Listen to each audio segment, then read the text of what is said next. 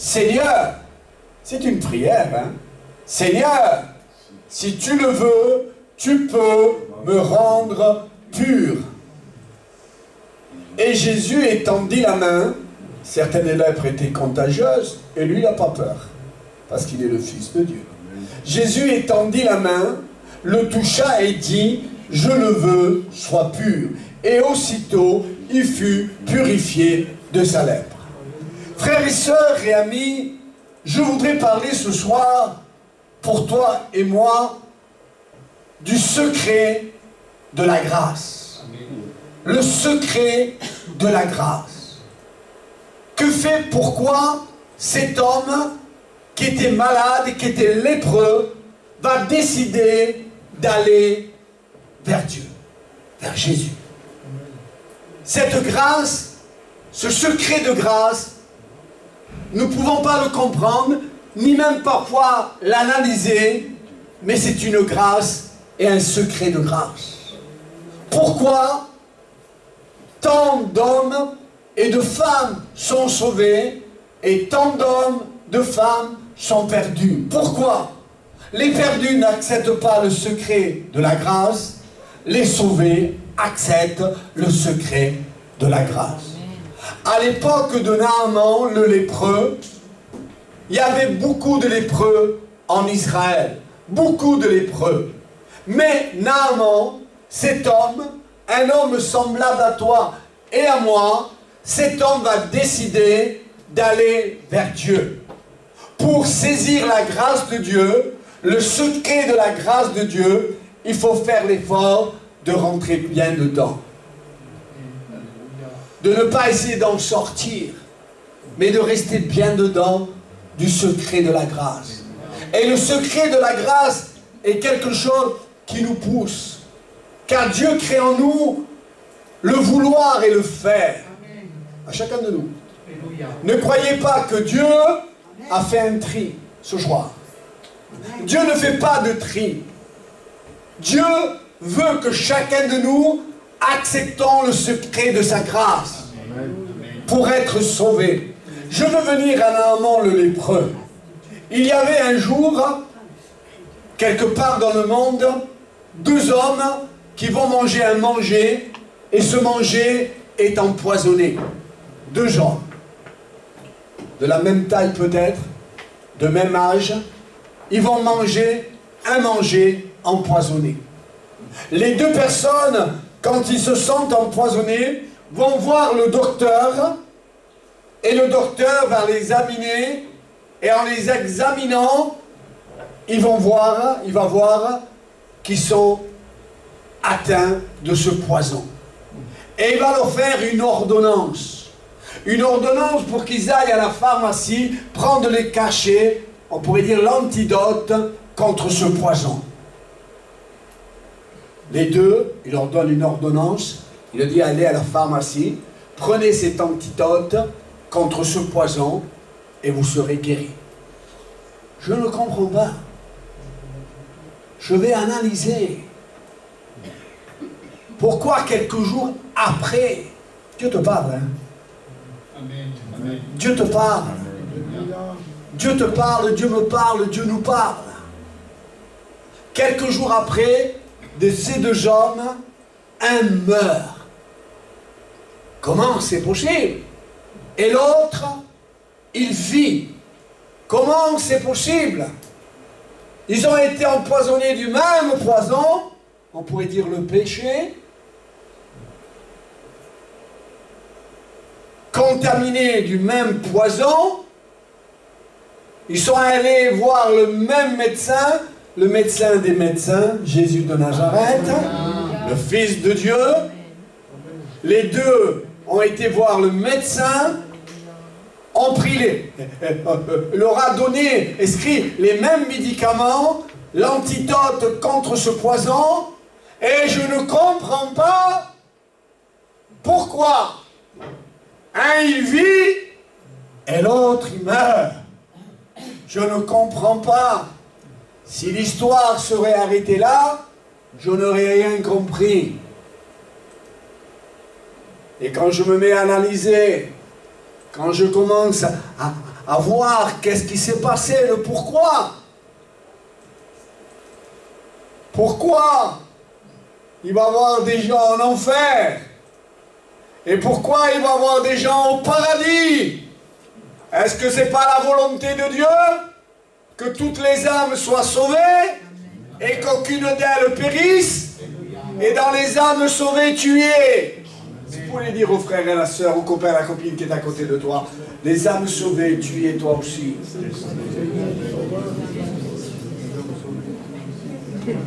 La volonté de Dieu, c'est que tu ne sois pas un perdu. La volonté de Dieu, c'est que tu sois un sauvé. La volonté de Dieu, c'est que tu prennes l'antidote pour être guéri du poison, du péché. Dieu veut que tu sois guéri. Qu'est-ce qui se passe? Pourquoi des gens en enfer? Pourquoi des gens au paradis? Pourquoi de ces deux hommes, un est mort et l'autre a été guéri? Pourquoi? Quand je commence à lire et continuer à voir ce témoignage, je vois que l'un, il a accepté, il a pris l'ordonnance et il s'est arrêté là. Il a entendu, il s'est arrêté là. L'autre a pris l'ordonnance, mais il ne s'est pas arrêté là. Il a été à la pharmacie, il a fait l'effort. L'effort que tu dois faire dans le Seigneur et pour le Seigneur. Tu es appelé à faire des efforts. Tu es appelé à faire des efforts. Ne t'arrête pas simplement après avoir entendu la parole de Dieu. Non! Mais après avoir entendu la parole de Dieu, tu es appelé à faire des efforts. Je dis à Muncho, qui est de la Baronne, je dis à Muncho, ça fait beaucoup de temps que tu entends parler de la parole de Dieu. Maintenant, il faut prendre l'engagement de passer par les eaux du baptême. C'est bien d'entendre la parole de Dieu, c'est bien. Mais c'est mieux l'accepter Jésus comme son sauveur personnel. L'accepter. Parce que si j'entends et qu'un jour il m'arrive de partir, mais je suis un perdu. Mais si j'entends et que je mets en pratique le jour que je vais partir, je ne veux pas être un perdu, mais je veux être un sauvé. Alors celui qui est mort n'est pas allé dans l'effort d'aller vers la pharmacie. Il a pris simplement l'ordonnance. Il est allé voir le médecin, il a entendu le médecin. Mais il s'est arrêté là. Ne sois pas comme cet homme après entendre parole de Dieu qui ne fait pas d'effort.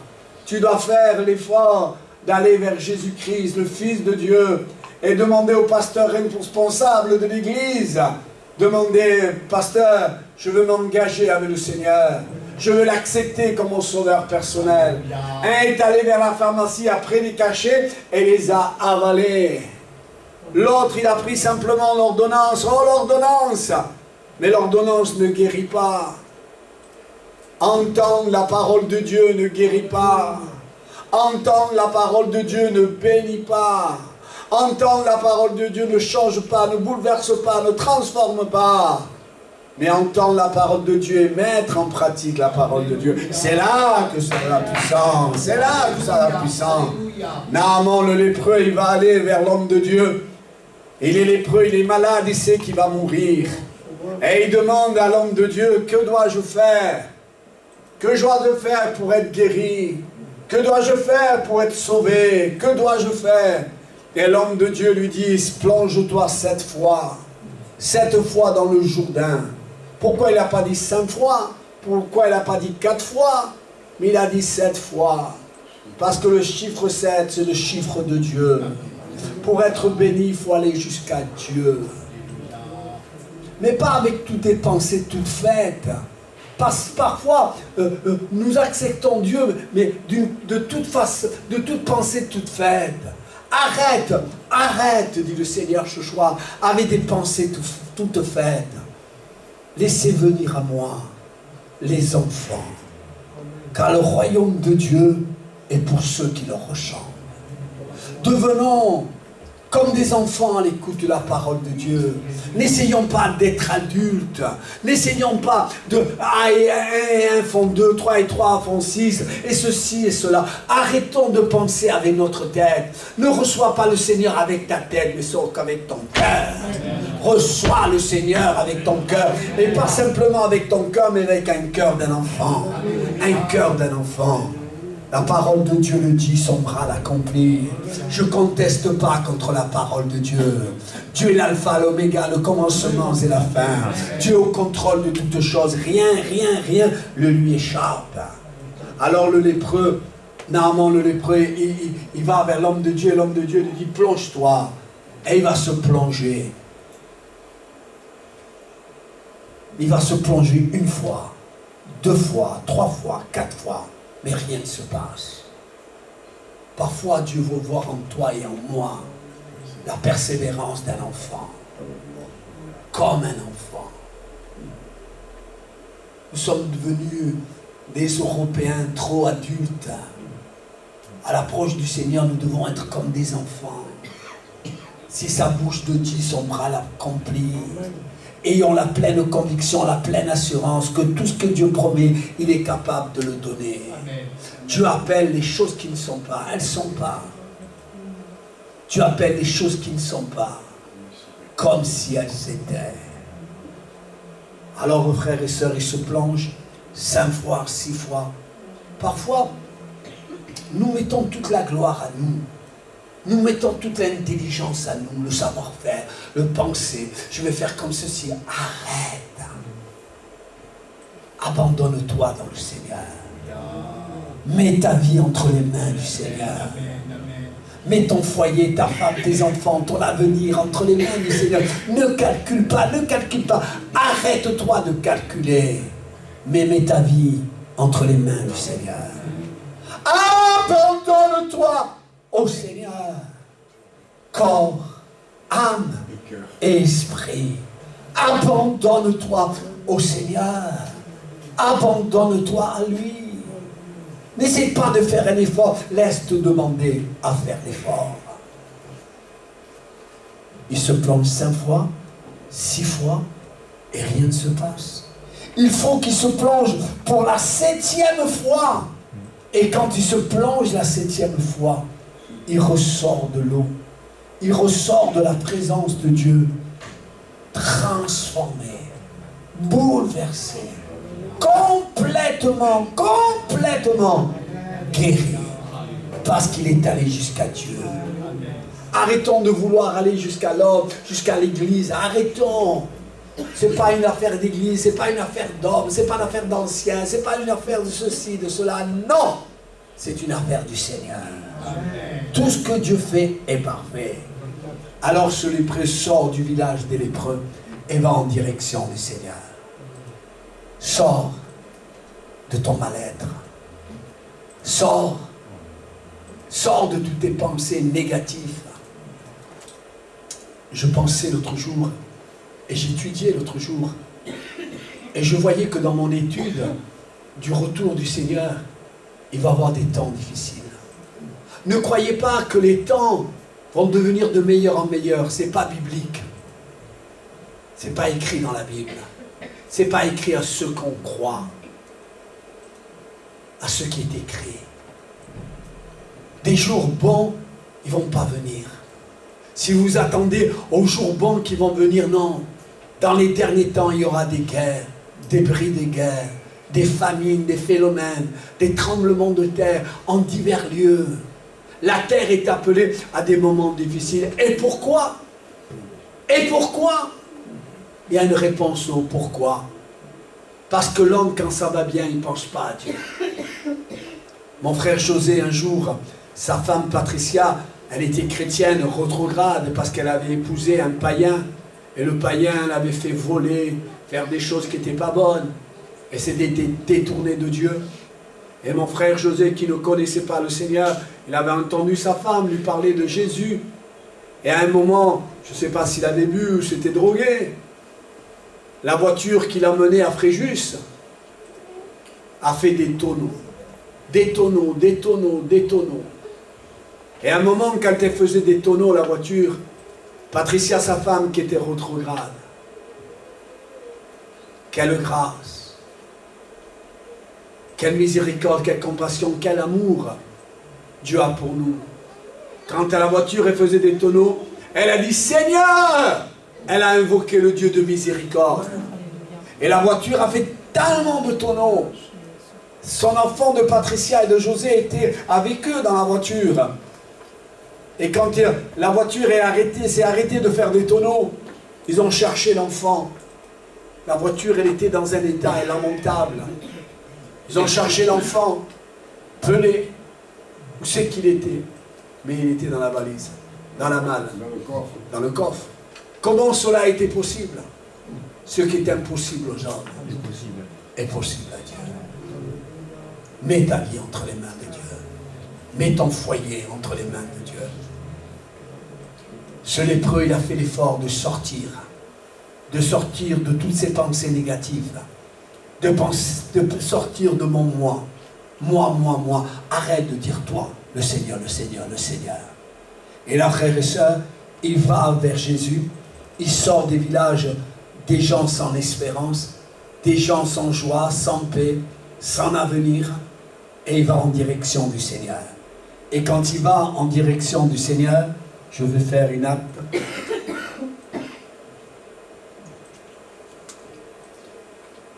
Quand il va en direction du Seigneur, il voit Jésus, il descend de la montagne, une foule l'entoure, mais lui, qu'est-ce qu'il fait?